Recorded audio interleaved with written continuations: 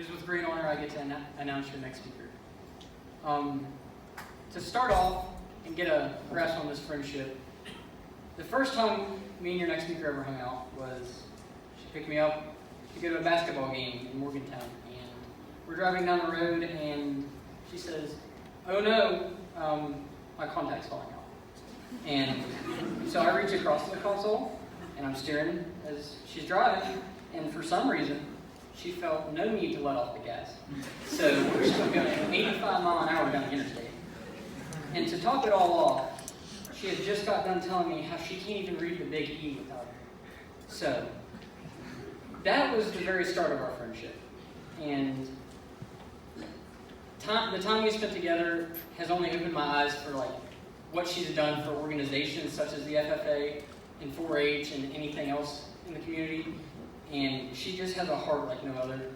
And this past week I felt like my whole world came to a screeching halt because everything I ever wanted had just stopped. And it turns out that was just my contact falling off. And I had her to guide me along the way, to steer the car for me, since I'm down in arm right now. So it is with great honor, whenever she approached me and asked me to introduce her for her retiring address, that she doesn't know this, but I told everybody about it. So happy, so excited. And it is with great honor I'm pleased to announce your 2018-2019 Central Region Vice President and my best friend, Ivy Ward.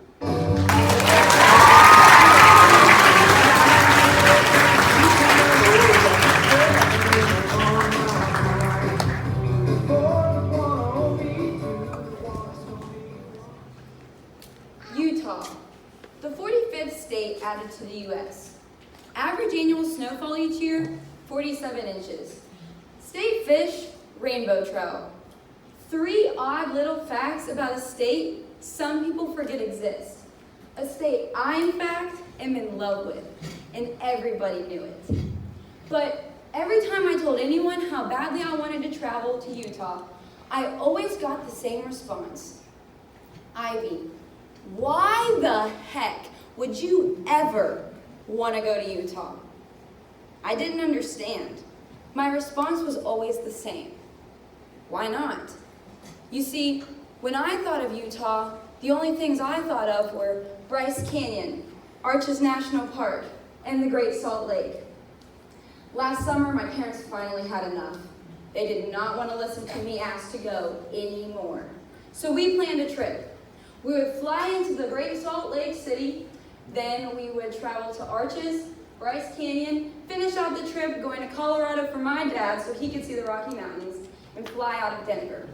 Personally, I was most excited to go to Bryce Canyon National Park because I had heard so many good reviews. Although I see myself as a very adventurous person, I've never been on an actual hike. When my friend Brooke, my parents, and I arrived at Bryce Canyon, we found that there were 9 different trails we could take to go down into the canyon. After standing in awe and taking all kinds of pictures, Brooke and I decided that we were ready to take on the Navajo Loop. At least, we thought we were.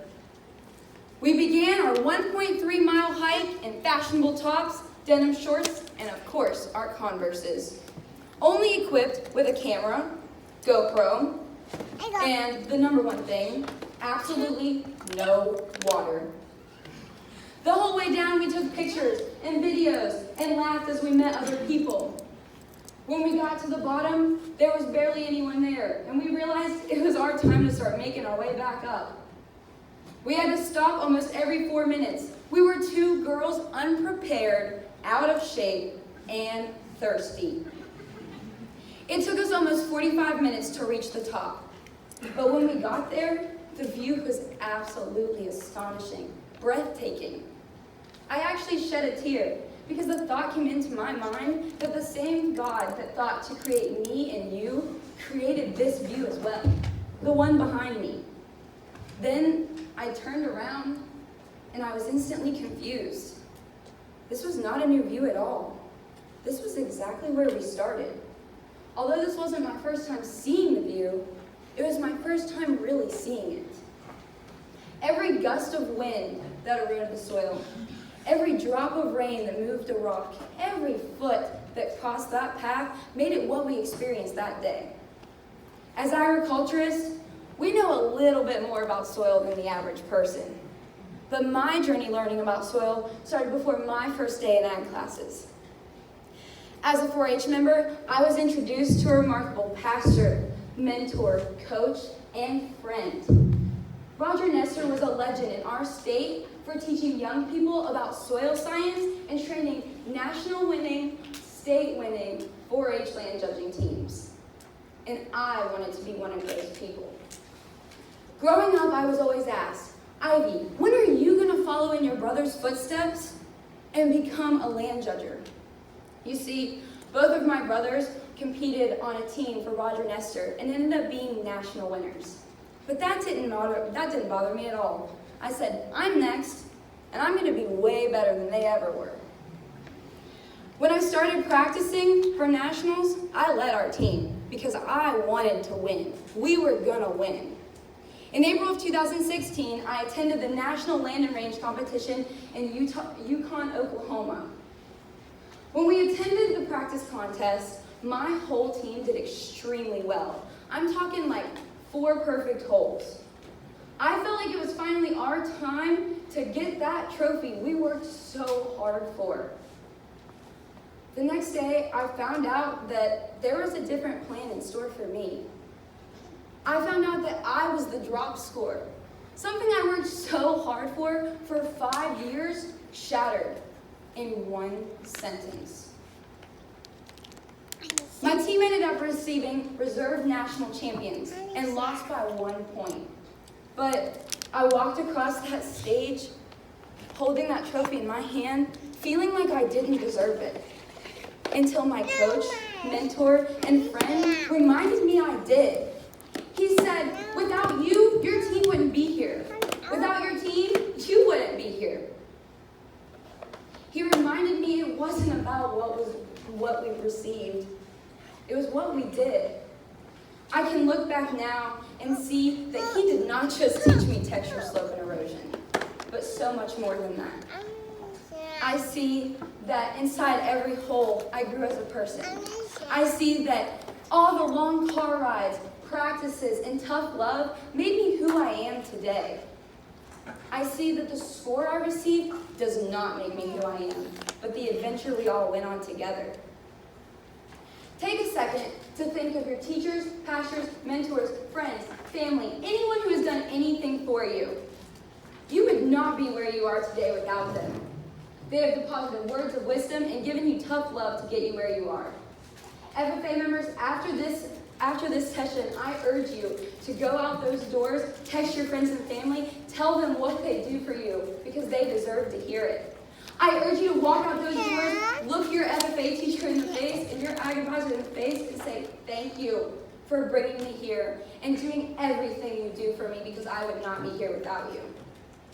Whether it be graduating high school, or winning your county fair, or becoming a chapter officer, would any of those things be as great without all of the hard things that come along with it, or the people who help you get there?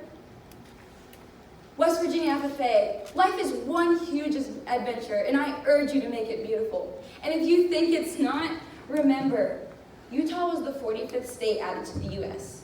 Average annual snowfall each year, 47 inches. State fish, rainbow trout. But they also have 5 national parks, ranked second as the happiest state in the nation, and have the highest volunteer rate in the country. God formed us to be our best selves, and it is our responsibility to live up to this beautiful adventure. Thank you.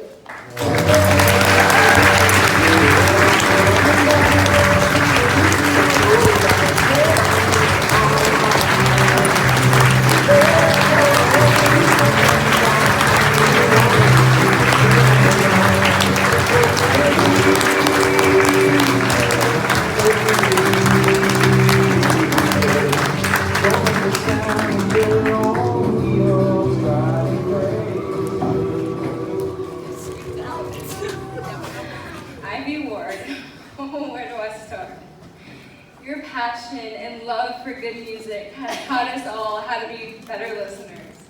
Your lust for adventure has taught us to live boldly and unapologetically. This year has been one crazy, beautiful adventure, Ivy, and we couldn't imagine going on those crazy car rides, like Lucas said, with anybody else. I'm sorry. Congratulations, Ivy Ward.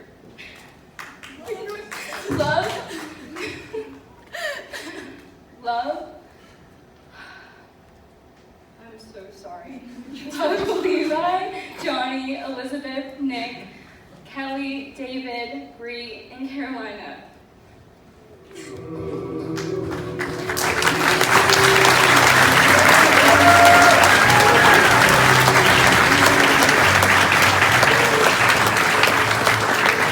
Your 2018-2019 Central Region Vice President, Ivy Ward.